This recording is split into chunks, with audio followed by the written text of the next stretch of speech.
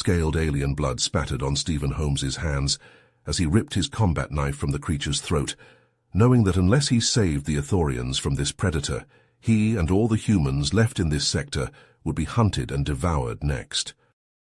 Only 36 hours had passed since Holmes' crash landed on Zeta Prime. The remote world was home to a tiny colony of just 200 Ithorians, a peaceful reptilian species renowned for their medicinal knowledge. Led by the respected scientist Fenris, the Ithorians had built a research outpost to study Zeta Prime's unique plant life. Fenris was overseeing the construction of a new lab when Holmes's escape pod streaked across the sky and slammed into the nearby jungle. Fenris gathered a team of his top people, his assistant Thalek, botanist Siral, medic Koran, engineer Varric, and security chief Joran. Together they hiked into the dense foliage to investigate the wreckage. They found the crumpled escape pod with Holmes still strapped in the pilot's seat, unconscious and badly wounded. Blue blood oozed from a deep gash on his head. The Ithorians had never seen a human before, but Fenris insisted they bring this strange alien back to their medical bay for treatment. As Koran tended to Holmes's injuries, Fenris and Varric studied the mangled escape pod, trying to discern where it came from. Siral and Thalek collected samples of the damaged jungle plants around the crash site for analysis. Joran stood watch, his sidearm drawn. None of them noticed the hulking reptilian shape observing them from the shadows of the dense undergrowth. The Ithorians had no idea that the mysterious visitor's arrival had drawn the attention of a vicious apex predator, one that saw the humans' technology as a threat to its dominion over Zeta Prime, and would stop at nothing to eliminate it. In the medical bay, Fenris and his team worked frantically to keep Stephen Holmes stable. Koran, the medic, ran test after test, trying to determine the cause of the human's rapidly deteriorating condition. As he analyzed a sample of Holmes' blood, his eyes widened in shock. "Fenris, come look at this," Koran called out, his voice trembling slightly. The Ithorian leader hurried over to the medic's workstation and peered into the microscope. What he saw made his blood run cold. Mixed in with the human's red blood cells was a strange green substance that seemed to be attacking Holmes's cells from within. "What is it?" Fenris asked, his brow furrowed with concern. Koran shook his head. "I'm not entirely sure, but it looks similar to the venom of the Zeta serpent. But this is different. It's been modified somehow, made more potent and fast-acting." Fenris felt a sense of dread wash over him. If this toxin was indeed derived from the Zeta serpent, then they were dealing with something far more dangerous than he had initially thought. He knew he had to keep this information from the rest of the colony, at least for now. Panic would only make matters worse. As Fenris and Koran discussed their next steps, Holmes suddenly stirred on the medical bed. His eyes fluttered open, and he looked around the room in confusion. Where am I?" he croaked, his voice hoarse. Fenris stepped forward, placing a reassuring hand on the human's shoulder. "You're safe. We found you in the jungle, badly injured. We brought you back to our colony for treatment." Holmes tried to sit up but winced in pain. "No, you don't understand. You're all in danger. The Scarrick, they're coming." Fenris exchanged a worried glance with Koran. "The Scarrick, who are they?" Holmes took a deep breath, as if steeling himself for what he was about to say. "They're an alien race, hostile and ruthless. They attacked my ship. I barely escaped. But they'll be tracking me. They want what's inside me." Fenris leaned in closer, his curiosity piqued. "What do you mean, what's inside you?" "I'm not just a regular human," Holmes explained, his voice growing stronger. "I'm part of a classified military unit called the Vipers. We're genetically engineered, enhanced with abilities and immunities. The Scarrick, they've been experimenting with the Zeta Serpent's venom, trying to create a biological weapon, and now they're here on Zeta Prime looking for me and the secrets in my DNA." Fenris felt a chill run down his spine. If what Holmes was saying was true, then his small colony was about to be caught in the middle of a dangerous conflict they were ill-equipped to handle.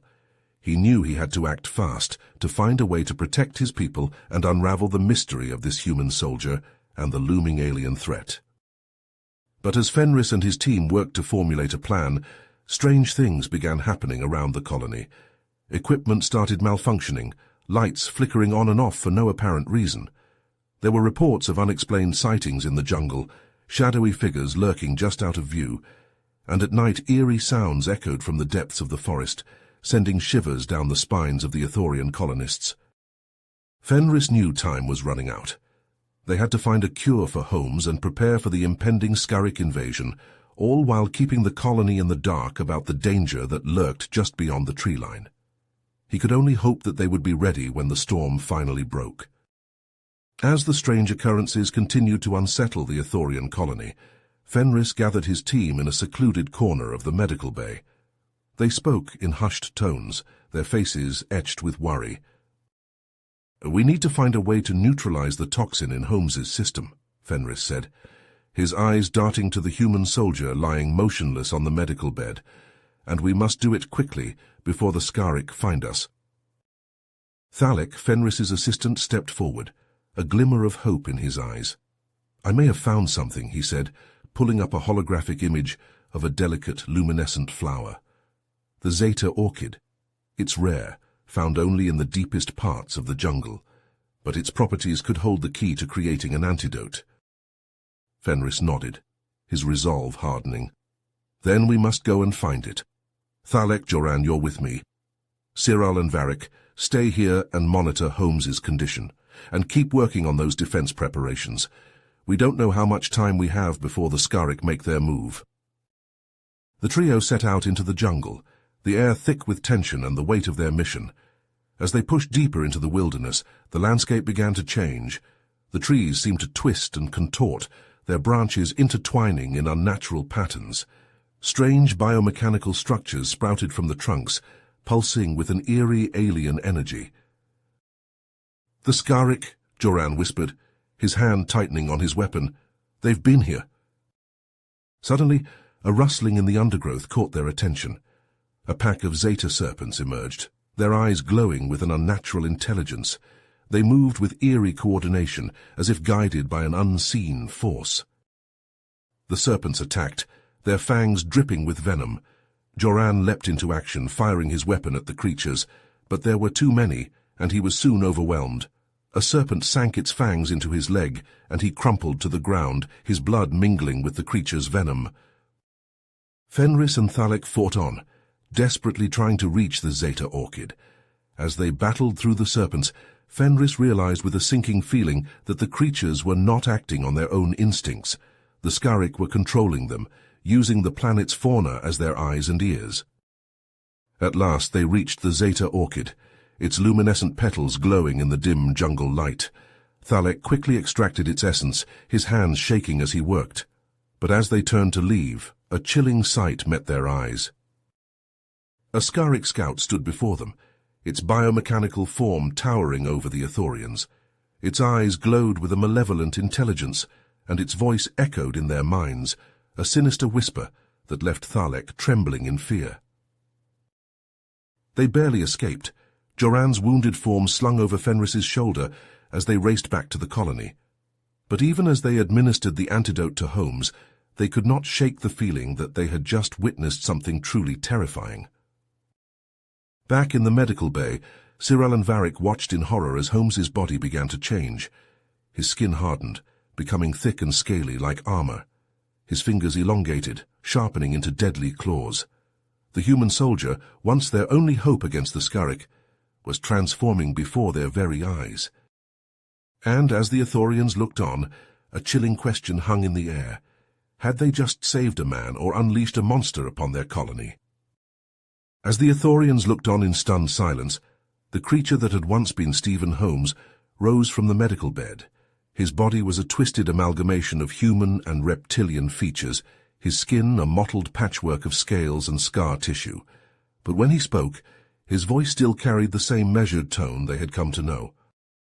"I know my appearance is unsettling," Holmes said, his eyes now slitted like a serpent's, meeting Fenris's gaze. "But I assure you my mind is still my own.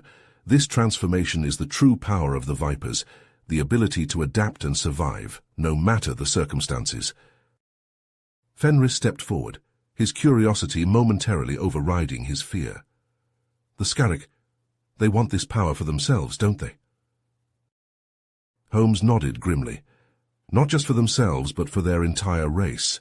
They seek to absorb the unique traits of other species, to create an army of hybrid soldiers that can conquer any world, any environment. A chill ran through the room as the implications sank in.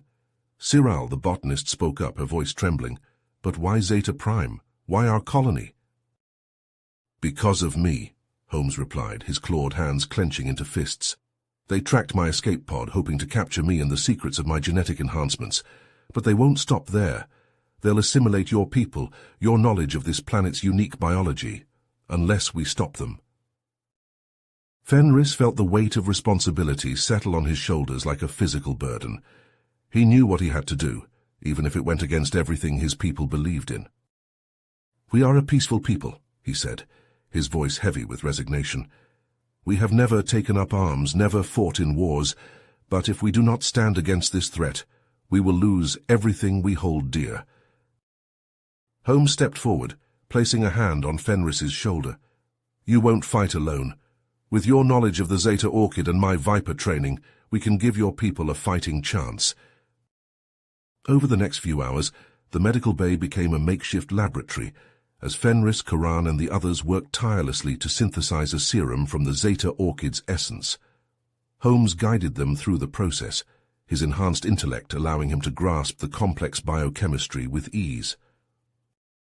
As the first batch of serum was administered to a group of volunteers, the changes were immediate and startling. Muscles rippled beneath scaled skin, eyes glowed with newfound power. The Ithorians, once gentle and unassuming, now stood as warriors, ready to defend their home. But even as they prepared for battle, a new development rocked the colony. An urgent message came through on the communications array. A group of Viper soldiers, led by Commander Axel Roth, had arrived in orbit around Zeta Prime. As the sleek human warships descended through the atmosphere, Fenris and Holmes watched with a mixture of hope and trepidation. The Vipers were a formidable force, their advanced technology and combat prowess legendary throughout the galaxy. But they were also known for their ruthless tactics and single-minded pursuit of victory at any cost. When Commander Roth strode into the colony, flanked by a squad of heavily armed soldiers, the tension was palpable. The Ithorians, even with their newly enhanced abilities, seemed small and fragile in comparison to the battle-hardened humans. Roth looked around the colony with a critical eye, his gaze lingering on the strange organic structures that had begun to sprout from the buildings. "Looks like you've got a bit of a Scarrick problem, Dr. Fenris," he said, his voice dripping with condescension.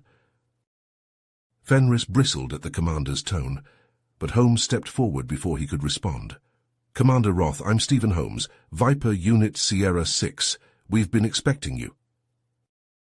Roth's eyebrows shot up in surprise as he took in Holmes's altered appearance. Well, looks like you've been through the ringer, soldier.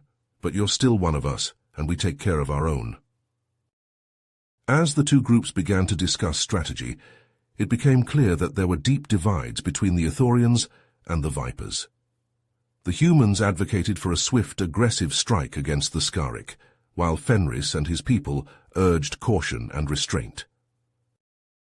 Tempers flared as the arguments grew more heated, until finally Fenris slammed his fist down on the table. "Enough. We will not sacrifice our values, our very way of life, in pursuit of victory at any cost. There must be another way." Holmes, caught between his loyalty to the Vipers and his growing respect for the Ithorians, tried to bridge the gap. "Commander, these people have shown me that there is more to strength than just firepower and aggression. Perhaps we have something to learn from them, and they from us." Roth scoffed, but there was a glimmer of uncertainty in his eyes. "We'll do things your way for now, Dr. Fenris, but mark my words, if your way fails, we will not hesitate to do what must be done." As the two factions began to work together, the true scale of the threat became clear. Scarrick ships were massing in orbit, their scouting parties probing the colony's defenses. Time was running out, and the fate of not just Zeta Prime, but the entire galaxy hung in the balance. Fenris looked out over his people, saw the fear and determination in their eyes, and knew that they would fight to the last to protect their home. But as he turned to face the oncoming storm, he could not shake the feeling that even their newfound strength might not be enough to weather the horrors that lay ahead. The air grew thick with tension as the Skaric forces closed in, their biomechanical ships casting eerie shadows across the jungle canopy. In the heart of the colony, Fenris and Holmes pored over holographic maps, searching for any weakness in the enemy's lines. "They'll come from the north," Holmes said, his clawed finger tracing a path through the dense foliage. "Their scouts have been probing our defenses there for days." Fenris nodded, his brow furrowed with worry. "And what of our people? Are they ready for what's to come?" Holmes met the Ithorian's gaze, his slitted eyes glinting in the dim light. "They're as ready as they can be, but this fight, it won't be like anything they've ever faced before." As if on cue, a klaxon blared through the colony, its wailing cry echoing off the metal walls. Fenris and Holmes exchanged a look of grim understanding before rushing out into the chaos. Outside, the colony was a hive of activity, as Ithorians and Vipers alike scrambled to their posts. Siral, her scales now hardened into armor, barked orders to a group of newly enhanced warriors. Joran, his wounded leg now healed thanks to the Zeta Orchid serum, led a squad of Viper soldiers in fortifying the perimeter. But even as they prepared for battle, a sense of unease hung over the colony. The Skaric were an unknown quantity, their motives and tactics shrouded in mystery, and the alliance between the Ithorians and the Vipers, forged in desperation and necessity, was fragile at best. As the first wave of Skaric warriors burst from the tree line, their bodies a twisted fusion of flesh and machine, Fenris felt a coldness grip his heart. He knew that this fight would test not only their strength and resolve, but the very fabric of their alliance. Beside him, Holmes let out a roar of challenge, his body shifting and changing as he prepared to meet the enemy head-on. Fenris raised his own weapon, a pulse rifle modified with Ithorian technology, and steeled himself for the battle to come. In that moment, as the sounds of war began to fill the air and the fate of the galaxy hung in the balance, Fenris knew that there would be no turning back. They would either emerge victorious or fall together, united in their last stand against the darkness that threatened to consume them all. The ground shook with the impact of Skaric drop pods, their metallic shells bursting open to reveal hordes of nightmarish creatures. The air crackled with the discharge of energy weapons as the defenders opened fire, their shots tearing through the ranks of the enemy. But the Skaric kept coming, their numbers seemingly endless. For every one that fell, two more took its place, their biomechanical bodies shrugging off wounds that would have felled a lesser creature. At the heart of the battle, Holmes fought like a man possessed, his claws rending flesh and metal alike. He moved with a speed and grace that belied his monstrous form, his every motion a blur of lethal precision. Beside him, Fenris and the other Ithorians fought with a courage born of desperation, their enhanced bodies allowing them to match the Skaric's strength and ferocity. But even as they held the line, the tide of the battle began to turn against them. The cry of pain cut through the din of combat, and Fenris turned to see Joran fall, his chest pierced by a Skaric spear. The security chief's eyes met Fenris's for a brief moment before going dark, his life snuffed out in an instant. Rage and grief welled up inside Fenris, but he pushed them down, forcing himself to focus on the fight. There would be time to mourn later, if any of them survived. As the battle raged on, the Vipers and the Ithorians found themselves pushed back, step by bloody step. The Skaric's numbers seemed inexhaustible, their weaponry growing more advanced and deadly with each passing moment. In the chaos, Fenris caught a glimpse of Commander Roth, his face a mask of grim determination as he fought alongside his soldiers. For a moment, their eyes met, and Fenris saw the same realization that he had come to in the human's gaze. They were losing, and if they fell here there would be no one left to stand against the Skaric's march of conquest. Fenris gritted his teeth, his grip tightening on his weapon as he prepared to make his final stand. But before he could charge forward, a hand gripped his shoulder, pulling him back. It was Holmes, his face a twisted mask of pain and determination. "Fenris, listen to me," he growled, his voice barely audible over the roar of battle. "There's a way to stop them, but it's not going to be pretty." Fenris stared at the Viper soldier, his eyes wide with a mixture of hope and dread. "What do you mean?" Holmes took a deep breath, his gaze turning inward as if steeling himself for what he was about to say. "The Zeta Orchid. It's not just a cure, it's a weapon, and I think I know how to use it against the Scarrick." Fenris felt a chill run down his spine at the implications of Holmes' words. He knew that the Zeta Orchid's power was not to be trifled with, that it could just as easily destroy as it could heal. But as he looked out over the battlefield, saw the bodies of his fallen comrades, and the relentless advance of the Scarrick, he knew that there was no other choice. "Do it," he said, his voice barely more than a whisper. "Whatever it takes, we must stop them here." Holmes nodded, his eyes glinting with a fierce determination. "Gather your people, Fenris. We're going to need every last one of them if we're going to pull this off." As Fenris moved to rally his remaining forces, he couldn't shake the feeling that they were about to unleash something far more terrible than anything the Scarrick had brought to bear. But with the fate of the galaxy hanging in the balance, he knew that there could be no turning back. Holmes gathered the Vipers and Ithorians around a hastily erected holotable. The glowing lines of the battlefield map cast an eerie light on the assembled soldiers. They had fought bravely, Scarrick blood mixing with their own in the churned mud. But this was only the beginning. Holmes zoomed the map in on the Scarrick's central hive mind, a pulsing organic structure protected by the densest concentration of enemy forces. He looked up, locking eyes with Commander Roth. "This is the key. If we can take out the hive mind, their forces will be thrown into disarray. It's our only chance." Roth nodded grimly. "Agreed, but it won't be easy. We'll need our best soldiers leading the charge." Holmes straightened, a glint of dark purpose in his eyes. "I'll do it. I know their weaknesses better than anyone." Fenris stepped forward, shaking his head. "Holmes, no, we need you here coordinating the attack." But Holmes was resolute. "This is the only way, Fenris. The hive mind's defenses will tear apart anyone else." He turned to Roth.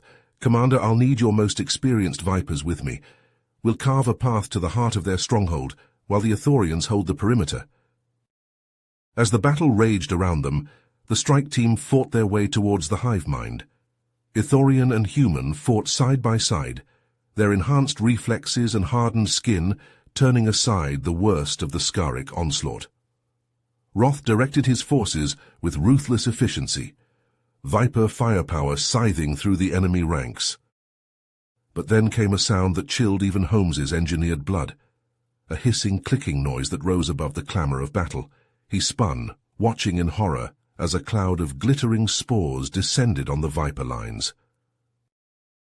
The humans convulsed, screaming as the spores burrowed into their skin. Their bodies twisted, flesh splitting as new monstrous growths erupted from within. The Ithorians fell back in terror as their former allies turned on them with mindless savagery. Roth's voice crackled over the comms, strained with pain and desperation. "It's a trap. They lured us in. The spores, they're rewriting our DNA, making us into—" His words dissolved into an inhuman shriek. Holmes watched the commander's body contort, warping into a hulking, misshapen abomination that fixed its dead eyes on the Ithorian lines. Fenris's voice cut through the horror, tight with barely controlled fear. "Holmes, we have to stop this now!" Holmes gritted his teeth, feeling the first stirrings of change within his own body. The spores, he realized. He was infected too. There was no time, no other choice. He opened a channel to Fenris. "Doctor, listen carefully. I need you to synthesize a counter-agent from the Zeta Orchid, something that will neutralize the spores." "But Holmes," Fenris said, his voice heavy with dread, "the counter-agent, it will strip away everything the Vipers are. Their enhancements, their very humanity." "I know," Holmes's voice was leaden, "but it's the only way to save your people." He looked out over the seething battlefield, watching his mutated brethren tear into the Ithorian ranks. Commander Roth, or the thing that had been Roth, led the charge, unstoppable in its mindless ferocity. "Fenris, once the counter-agent is ready, I'll lead the infected vipers against the hive mind. We'll buy you the time you need." "Holmes, no." Fenris's protest was anguished. "You'll be—" "I know." He closed his eyes, feeling the change overtaking him. "We all do what we must, Doctor, for the colony, for Zeta Prime." He cut the channel before Fenris could respond. The pain was excruciating now, his body reshaping itself into an instrument of war. He unleashed a roar that was equal parts agony and rage, and charged towards the hive mind, his mutated kin following in a tide of twisted flesh and fury. The earth shook with the force of their onslaught, the Scarik ranks crumbling before the wave of corrupted vipers. Holmes lost himself in the slaughter, the hive mind growing ever closer. He could feel its pull, an insidious whisper that coiled around his mind. Distantly, he was aware of Fenris's voice over the comms, cracked with grief as he gave the order. The Ithorian soldiers fell back, unleashing a hail of glowing projectiles that burst over the seething tide of mutated flesh. The counter-agent. Holmes bellowed in pain as the serum burned through him, stripping away the layers of genetic enhancement that had made him more than human. But it also scoured the Scarik taint from his body, leaving him raw and bleeding, but himself once more. Around him, the infected vipers writhed and contorted, their monstrous forms dissolving as the counter-agent did its work. They fell in droves, bodies twisting back into the semblance of humanity in death. But still Holmes pushed forward, rallying the last of his strength for one final charge. The hive mind loomed above him, a grotesque, pulsing mass that seemed to throb with malevolent awareness. He could feel the counter-agent eating away at him, stripping the life from his body even as it purged the Scarik corruption. But it didn't matter. All that mattered was the hive mind, the nexus of the Scarik's power. With a last defiant roar, Holmes hurled himself at the fleshy mass, his hands sinking into its putrid surface. He could feel it in his mind, a vast, alien presence that recoiled at his touch. Gritting his teeth, he poured the last of his essence into a single destructive surge. The hive mind shuddered, a psychic wail echoing across the battlefield as Holmes's life force tore through its synapses. Fenris and the Ithorians watched in awe as the structure convulsed, its surface splitting and cracking. And then, with a final agonized spasm, the hive mind burst apart, gobbets of flesh raining down on the stunned combatants. The Scarik forces, suddenly directionless, scattered in confusion, their coordination shattered. Fenris sagged with relief, tears cutting through the grime on his face. He looked out over the battlefield, strewn with the bodies of vipers and Ithorians alike. So much death, so much sacrifice. But they had won. Zeta Prime was safe. He thought of Holmes, of the quiet intensity the human had shown in those last moments. He had given everything to save a people he barely knew, a world that was not his own. As the Ithorians began the grim work of tending to their wounded and mourning their dead, Fenris made a silent vow. They would remember this day and the sacrifices that had been made. They would honor the memory of the venomous humans who had come to their aid and strive to build a future worthy of their courage. In the days that followed, as the colony began to rebuild, Fenris could often be found in his lab, poring over samples of the Zeta orchid. The plant had shown such potential for destruction, twisted to the Scarik's vile ends, but he knew it could be so much more. He thought of Holmes's final words, urging him to use the orchid's power to heal and protect. It would not be easy, unraveling the secrets of the plant's complex biochemistry, but Fenris was determined. He would not let the sacrifices of the vipers be in vain. As he worked, he would sometimes pause, gazing up at the stars visible through the lab's reinforced windows. Out there, he knew, were wonders and horrors beyond imagining, challenges that would test the Ithorian people to their limits. But they would face them as they had faced the Scarik. They would learn and adapt and grow stronger, and always they would remember the debt they owed to the humans who had shown them the depths of courage and sacrifice. Fenris turned back to his work, the soft glow of the Zeta orchid samples lighting his face. There was still so much to do, so much to learn, but for now, in this moment, there was hope.